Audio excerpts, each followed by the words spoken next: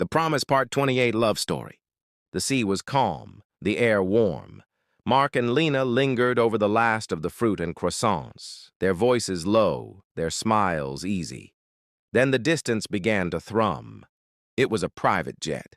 Its sound rolled across the water and drifted over the palms. Mark glanced up and smiled. That's him. Your friend? Lena asked. My oldest headache, Mark said, amused. Tom Reynolds. He is my brother in every way, though not by blood, Mark said with a smile. A few minutes later, the villa doors opened, and a tall man came in with an easy stride.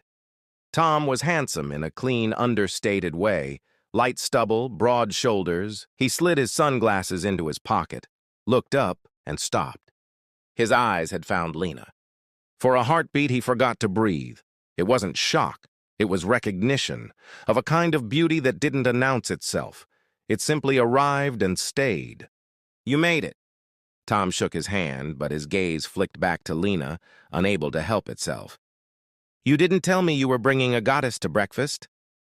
Mark laughed, resting a hand lightly at the small of Lena's back. You wouldn't have seen me in years if she hadn't agreed to come.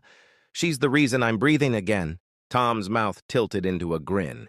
He stepped forward, offered his hand to her. Tom Reynolds. Lena rose, warm and courteous. She placed her hand in his. Good morning, Mr. Reynolds. Just Tom, he said quickly, gentling the words with a smile. Their hands parted. Tom's gaze lingered a second longer than good manners allow. It wasn't a stare. It was the moment a quiet man tries to name something he can't. Mark didn't notice. Lena looked to Mark. I'll be in my room for a moment. All right, Mark said. He bent and kissed her forehead, a natural gesture that told a full story. I'll be in the study. She smiled and slipped away down the hall. Tom watched her go, something quiet moving behind his eyes. Wow, he said softly, half to himself. She's respectful. She doesn't linger to hear what's not hers. Mark smiled faintly. That's it. That's not taught. She just gives you space, room to breathe. Tom nodded once, the thought still circling in his mind as they walked toward the study. Tom exhaled as if trying to process what he'd just seen. My God, Mark, she's beyond words. Mark's eyes warmed. Lena? Tom nodded once. You were right. Some things are worth vanishing for. Mark leaned back, more at ease than Tom had seen him in years.